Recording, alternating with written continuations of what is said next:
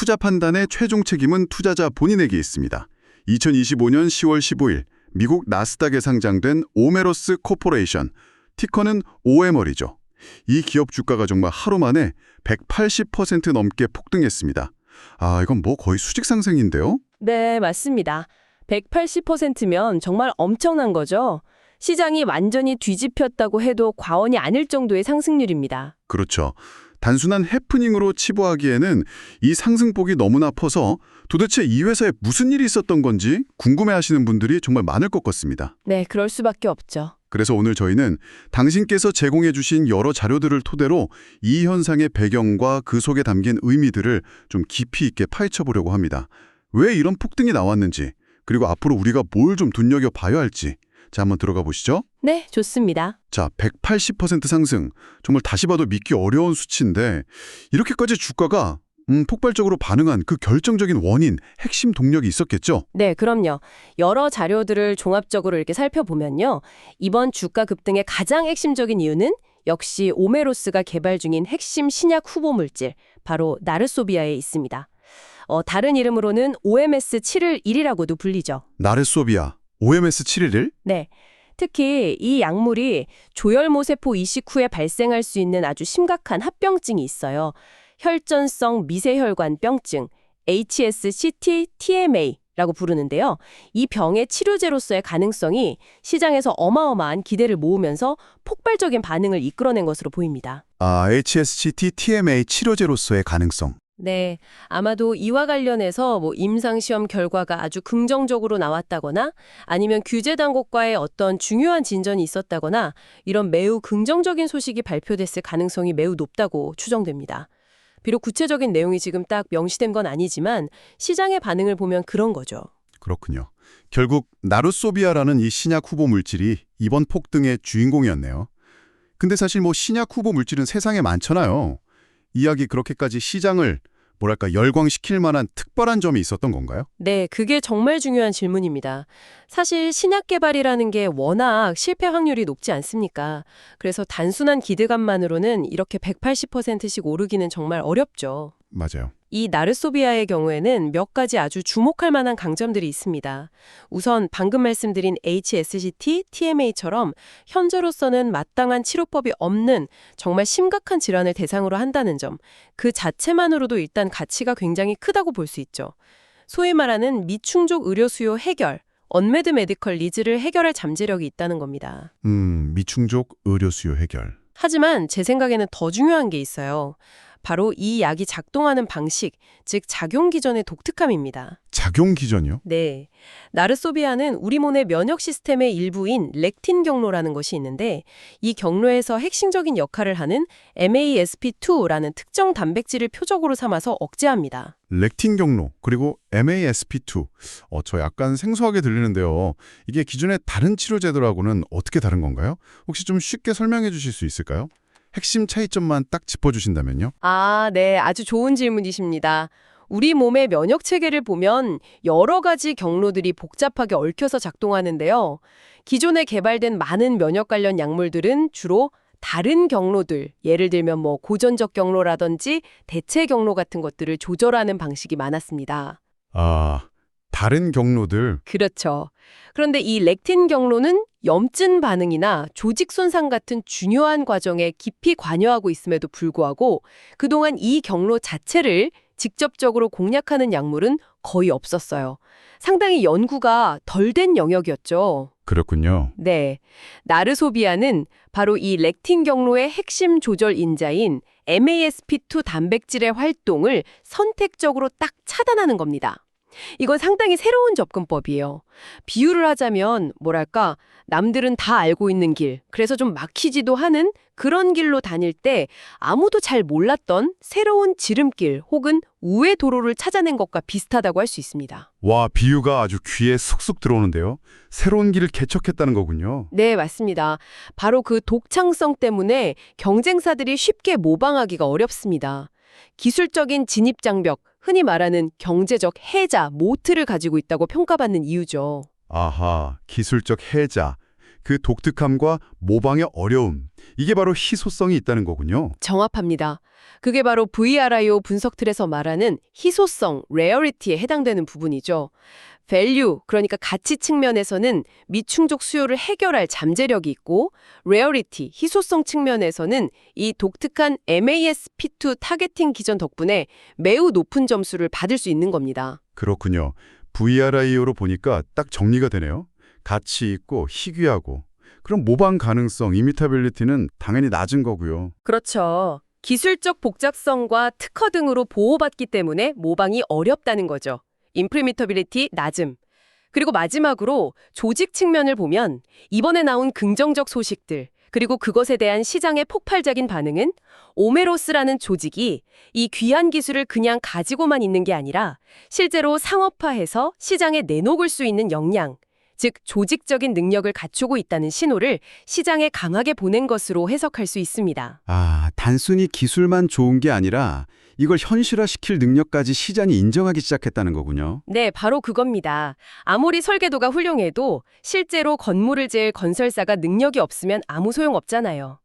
시장은 이제 오메로스가 그 건물을 지을 능력이 있다고 보기 시작한 거고, 그래서 이 내재된 가치를 폭발적으로 재평가하면서 주가가 급등한 것으로 이해할 수 있습니다. 이해가 됩니다.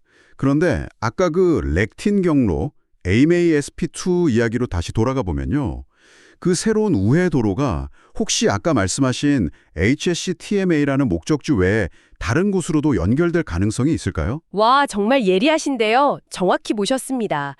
그게 바로 이 나리소비아와 오메로스가 가진 더 큰 잠재력, 소위 말하는 업사이드 포텐셜이라고 할 수 있습니다. 아, 그래요? 네, 이 렉텐 경로의 이상 활성화는 HSC TMA 외에도 여러 다른 희귀 질환들의 발병 기전과 관련이 깊은 것으로 연구되고 있습니다. 예를 들면요, 비정형 용혈성 요독증후군이라고 하는 이것도 아주 심각한 희귀 혈액 질환이 있고요.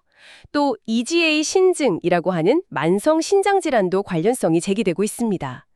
그 외에도 몇 가지 질환들이 더 있죠. 아, AHS, EGA, 신증 이런 다른 질환에도요? 네, 만약에 나르소비아가 HSCT TMA 치료제로 성공적으로 허가를 받고 사용된다면 동일한 작용 기전, 즉 MASP2를 억제하는 방식으로 이 다른 질환들에서도 효과를 보일 가능성이 자연스럽게 열리는 겁니다. 임상시험을 통해 물론 입증해야겠지만 이론적으로는 충분히 가능한 시나리오죠. 와, 그렇다면 이건 단순히 약 하나를 개발하는 수준을 넘어서는 거네요. 어떻게 보면 여러 질병에 두루 적용될 수 있는 일종의 기술 플랫폼을 확보했다. 이렇게 해석할 수도 있는 건가요? 바로 그 점입니다. 정확하게 짚으셨어요. 하나의 성공적인 약물 개발이 연쇄적인 가치 상승으로 이어질 수 있는 플랫폼 기술로서의 특징을 가지고 있다는 의미죠. 당신께서 주목하셔야 할 부분은 바로 이 확장 가능성입니다. 확장 가능성. 네, 단지 하나의 약, 하나의 질병 치료 가능성을 넘어서 오메로스가 보유한 이 MASP2 억제 기술 자체가 다양한 희귀질환 치료에 새로운 문을 열 수 있는 마스터키 같은 역할을 할 수 있다는 기대감. 이것이 이번 주가 급등에 단순히 단기적인 호재 이상에 좀 더 깊고 장기적인 의미를 부여하는 부분이고 또 투자자들이 열광하는 핵심 이유 중 하나일 거라고 봅니다. 알겠습니다. 이 나르소비아라는 약 자체의 잠재력은 정말 대단해 보이는데요. 뭐랄까, 기술적인 측면에서는 상당히 매력적이네요. 그렇죠. 혁신성이 돋보이죠. 하지만 우리가 잘 알다시피 신약 개발이라는 게 실험실 안에서만 혹은 기술력만으로 끝나는 건 아니지 않습니까? 현실 세계의 여러 변수들, 예를 들어 정부 규제라든지 아니면 전반적인 경제 상황 같은 이런 외부 환경 요인들도 굉장히 중요할 텐데요. 이런 것들이 혹시 오메로스의 발목을 잡지는 않을까요? 물론입니다. 그 점도 반드시 짚고 넘어가야 합니다. 아무리 뛰어난 기술과 잠재력을 가진 기업이라도 외부 환경, 즉 거시 환경이 받쳐주지 않으면 그 잠재력을 꽃피우기 어렵죠. 오메로스를 둘러싼 외부 환경을 우리가 흔히 사용하는 패스트 분석, 즉 정치, 폴리티컬, 경제, 이코노믹, 사회, 소셜, 기술, 테크놀로직 관점에서 한번 살펴보면요. 기회 요인과 위협 요인이 동시에 존재합니다. 기회와 위협이 공존한다. 먼저 정치 규제 측면은 어떤가요? 특히 FDA 승인이 중요할 텐데요. 네, 가장 직접적이고 중요한 요인이죠.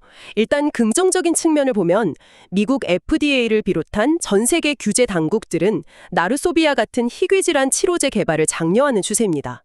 환자 수가 적어서 시장성이 낮다는 이유로 제약사들이 개발을 꺼리는 경향이 있기 때문에 인센티브를 제공하는 거죠. 아, 그런 제도가 있군요. 네, 예를 들어 희귀의약품 지정 Orphan Drugs Designation을 받으면 세금 감면 혜택이나 일정 기간 시장 독점권 같은 걸 부여받고요.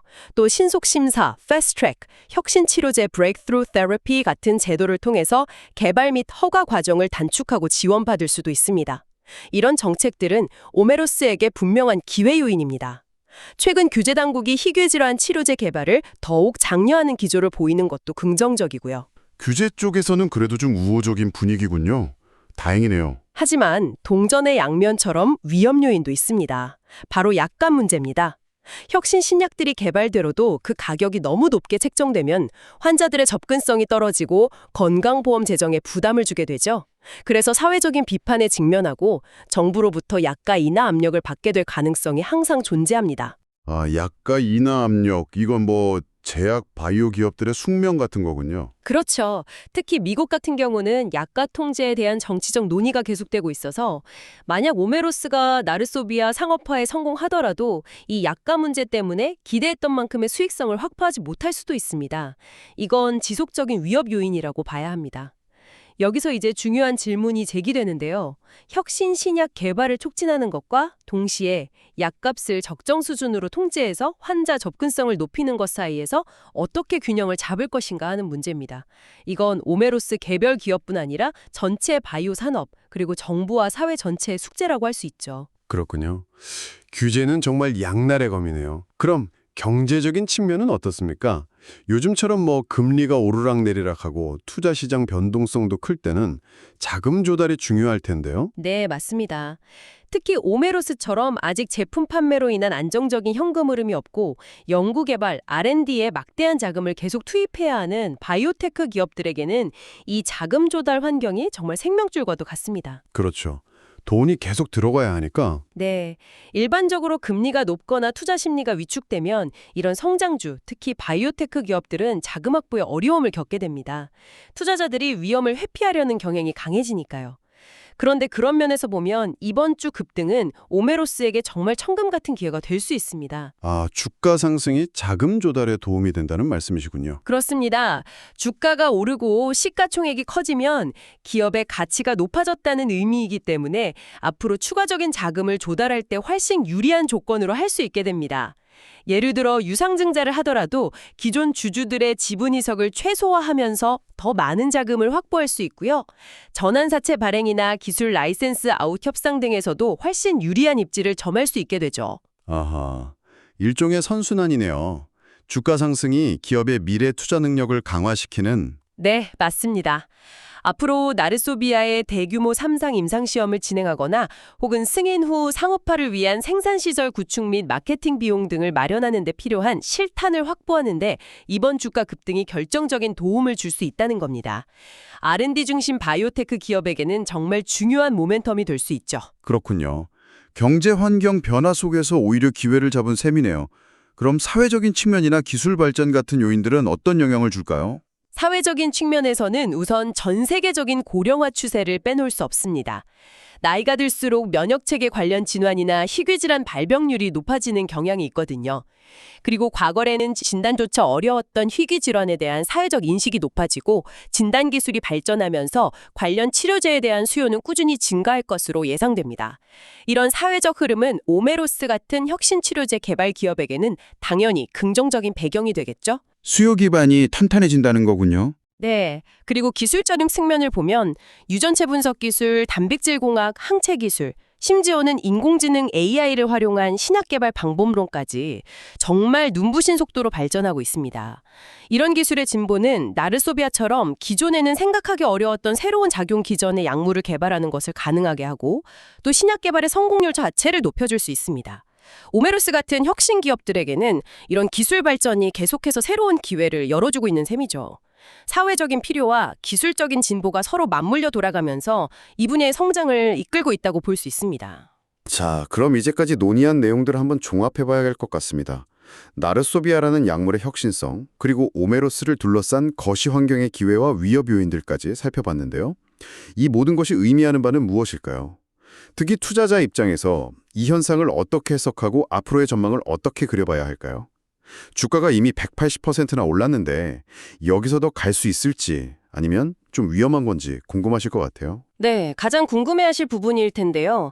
이번 주가 급등은 오메로스라는 기업에게 단순히 주가만 오른 것이 아니라 여러 가지 측면에서 중요한 전환점이 될 수 있다고 생각합니다.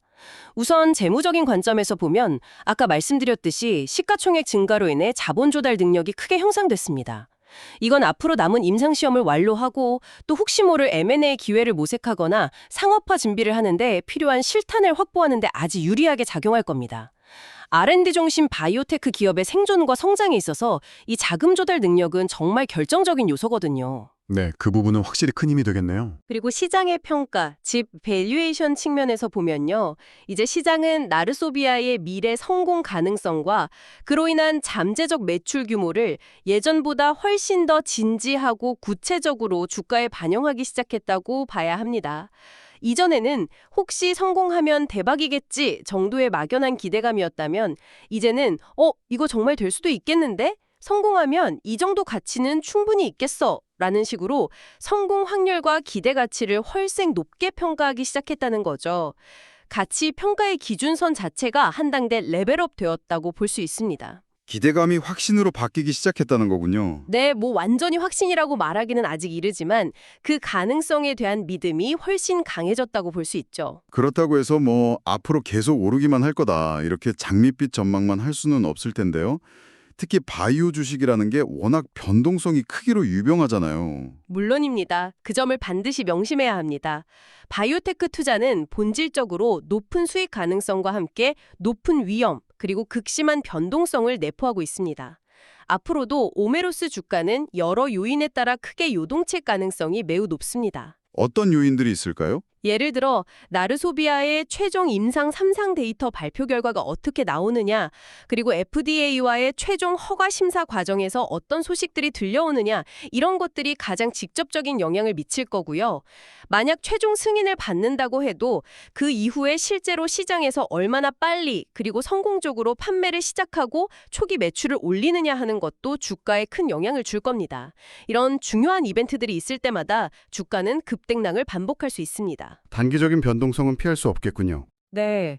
그리고 단기적으로는 이번 급등에 따른 차익 실현 매물이 쏟아져 나오면서 주가가 조정을 받을 수도 있습니다. 180%나 올랐으니 일단 수익을 확정하려는 움직임이 나오는 건 당연하겠죠. 그럼 투자자 입장에서는 어떻게 대응해야 할까요? 이런 변동성 속에서요? 그래서 더더욱 중요한 것이 단기적인 주가 등락에 너무 흔들리기보다는 기업의 근본적인 가치, 즉 펀더멘털의 변화에 집중하는 자세입니다. 만약 우메로스가 앞으로 발표될 임상 결과에서 긍정적인 데이터를 보여주고 규제 당국의 승인이라는 가장 큰 관문을 성공적으로 통과하는 등 기업의 본질적인 가치를 높이는 중요한 이정표, 마일스톤들을 계속해서 달성해 나간다면 단기적인 주가 조정이 있더라도 장기적인 상승 추세는 이어질 가능성이 높습니다. 마일스톤. 중요한 이벤트들을 잘 따라가야겠네요. 그렇죠. 바이오테크 투자는 결국 이런 중요한 마일스톤들을 하나하나 확인하면서 기업의 가치가 실제로 실현되어가는 과정을 따라가는 긴 여정과 같다고 볼 수 있습니다. 이번 주가 급등은 그 긴 여정에서 매우 중요하고 긍정적인 신호탄이 터진 것으로 해석할 수 있겠죠. 어쩌면 첫 번째 큰 관문을 통과했거나 통과할 가능성이 아주 높아졌다는 강력한 시그널인 셈입니다. 이것을 더 큰 그림과 연결해보면 바이오테크 투자의 본질이 바로 이런 중요한 변곡점들을 기다리고 확인하는 과정이라는 것을 다시 한번 생각하게 합니다. 네, 긴 호흡으로 봐야 한다는 말씀이시군요. 자, 그럼 이제 오늘 나눈 이야기들을 종합적으로 한번 정리해 볼 시간이 된 것 같습니다.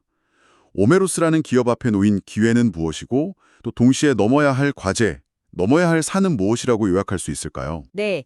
정리를 해보자면요. 이번 주가 폭등 사건은 명백하게 오메로스가 보유한 핵심 자산, 바로 나르소비아의 혁신적인 가치를 시장이 드디어 제대로 인정하기 시작했다는 아주 강력하고 긍정적인 신호라고 볼 수 있습니다. 네, 시장의 인정. 기회 요인으로는 첫째, 역시 MASP2 억제라는 독자적이고 경쟁자들이 쉽게 따라하기 힘든 기술적 우위, 둘째, 이 기술이 단순히 HSCT-TMA라는 하나의 질병 치료에만 국한되는 것이 아니라 AHUS나 IgA 신증 등 다른 여러 희귀 질환으로 확장될 수 있는 플랫폼 기술로서의 잠재력.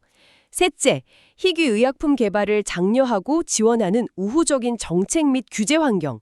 이런 것들을 주요 기회 요인으로 꼽을 수 있겠습니다. 기술력, 확장성, 우호적 환경, 확실한 기회들이네요. 그렇죠. 하지만 동시에 넘어야 할 과제들도 아주 명확하고 또 만만치가 않습니다.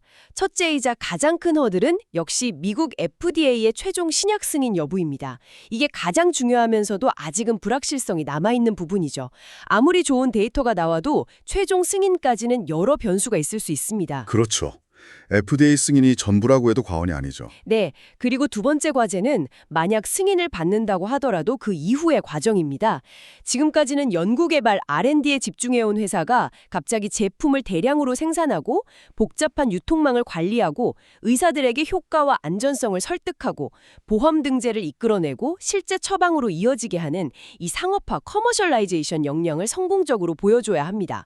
이건 R&D 역량과는 또 다른 차원의 문제입니다. 이 전환을 제대로 해내지 못하면 승인 받고도 실패하는 경우가 될 수도 있습니다. 아, 상업화 역량. 그것도 정말 중요하겠네요. 네. 마지막 세 번째 과제는 역시 경쟁 환경입니다.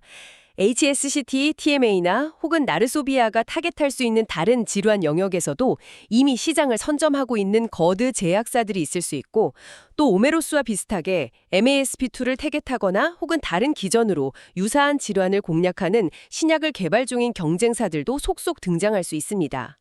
이런 치열한 경쟁 환경 속에서 어떻게 차별화하고 시장 점유율을 확보해 나갈 것인가 하는 것도 중요한 과제가 될 것입니다. FDA 승인, 상업화 역량 입증, 경쟁 심화. 이 세 가지가 핵심 과제군요. 네, 그렇습니다. 그래서 결론적으로 말씀드리면 오메로스는 이번 나르소비아 이슈를 계기로 R&D 중심의 바이오테크 기업에서 실제로 제품을 판매하고 수익을 내는 종합제약사로 한 단계 도약할 수 있는 중대하고 결정적인 기회를 맞이한 것은 분명합니다. 하지만 그 기회를 현실로 만드는 과정은 결코 순탄하지만은 않을 것이고 앞서 말씀드린 여러 험난한 과제들을 성공적으로 해결해 나가야만 합니다. 네, 기회와 도전이 공존하는 상황이군요. 그렇죠. 따라서 투자자 입장에서는 단기적인 주가 변동에 너무 일일비하기보다는 오메로스가 앞으로 이 과제들을 어떻게 해결해 나가는지, 예를 들어 FDA와의 커뮤니케이션은 어떤지, 임상 결과는 어떻게 발표되는지, 상업화 준비는 잘 되어가는지 등을 면밀히 추적하면서 장기적인 관점에서 이 기업의 본질적인 가치가 어떻게 변화해 나가는지에 주목하는 것이 현명한 접근 방식일 것이라고 생각합니다. 네, 장기적인 관점에서 기업의 본질 가치 변화를 주목하라. 아주 중요한 말씀인 것 같습니다. 자, 오늘 오메로스 주가 폭등의 배경과 의미, 그리고 앞으로의 전망까지 깊이 있게 짚어봤는데요. 마지막으로 청취자분들께 던지고 싶은 질문이나 생각이 있으실까요? 네, 이런 생각을 한번 해볼 수 있을 것 같습니다. 시장은 지금 나르소비아, 이 약 하나가 가진 잠재력에 열광하고 있지 않습니까? 그런데 오메로스가 정말 지속 가능한 성장을 이루고 뭐랄까 일회성 성공이 아닌 장기적인 가치를 창출하는 기업이 되려면 결국 이 MASP2 억제라는 플랫폼 기술 자체의 가치를 계속해서 증명해내야 할 겁니다. 아, 플랫폼 자체의 가치요? 네. 즉, 나르소비아 다음 타자, 그 다음 성공작이 이 플랫폼에서 얼마나 빠르고 또 얼마나 확실하게 나와줄 수 있느냐 하는 것이죠. 어쩌면 시장의 다음 질문은 바로 이것일지도 모릅니다.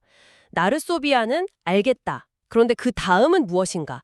당신들의 플랫폼은 정말 계속해서 혁신적인 신약을 만들어낼 수 있는가?